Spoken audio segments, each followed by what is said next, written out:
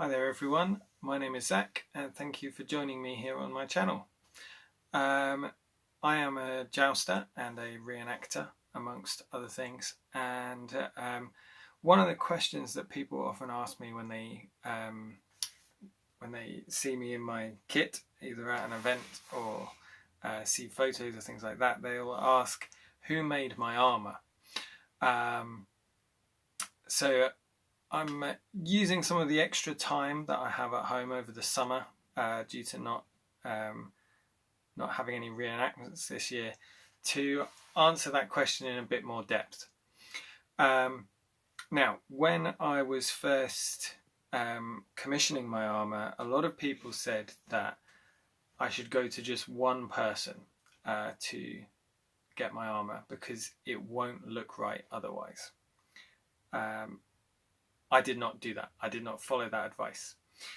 In this video now, I'm just going to explain a little bit as to why that is. And then in future videos, I'm going to go through all of the different parts of the armour and my experiences and my opinions on the different pieces, their uses, what to think about, and also on the different armourers that I've used. Anyway. Armour historically was not made by just one person. Armour in the 15th century was a big industry. It's not like it is now, where we've got a few armourers dotted around the world making decent armour. There were really large workshops that had loads of people working in them, churning out armours at really quite a high rate. And in order to do that, they would all make individual parts that they were particularly good at.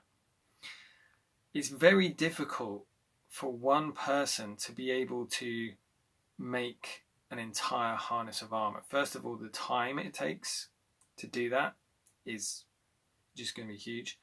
The wear and tear that it puts on the person to basically just literally hammer something heavy into something else that's heavy.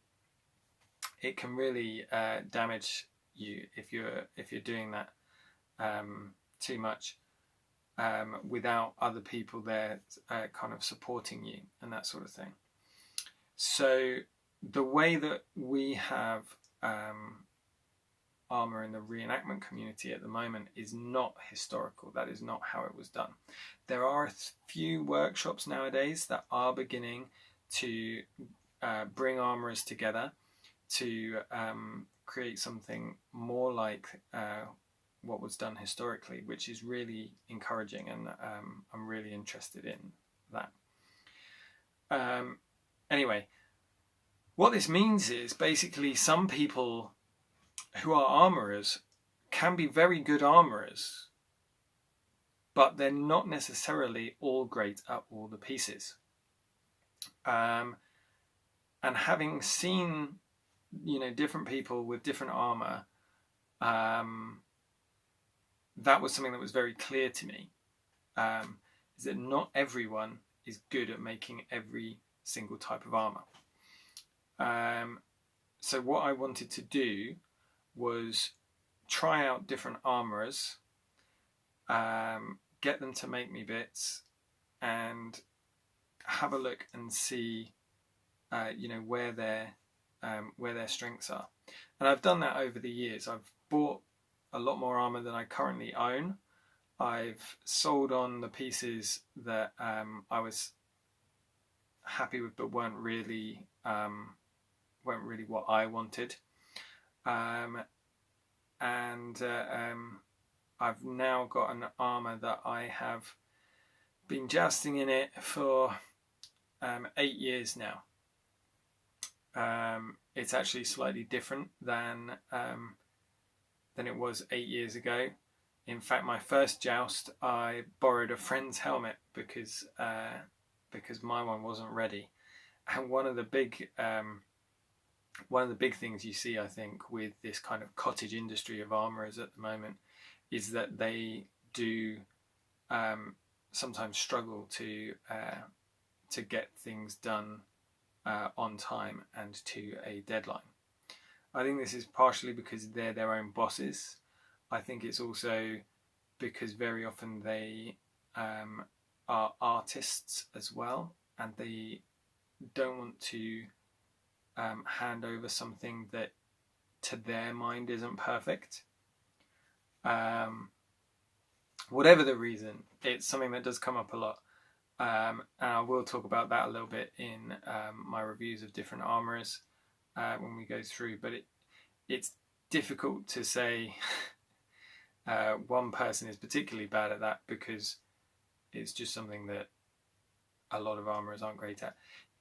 Anyway, so that is what this series is going to be about. I'm going to be talking about different armourers.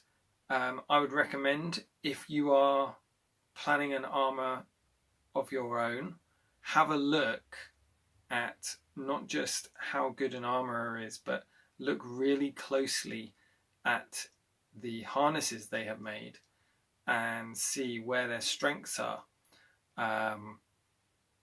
because you might want to actually commission them for one piece, but go to someone else for a different one if you feel that actually someone else is, for example, better at making armour or something like that.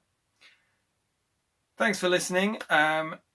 Thanks for coming along. If you've got any questions that I can address in a future video or answer in the comments, then put them down below. And I look forward to seeing you in my next video.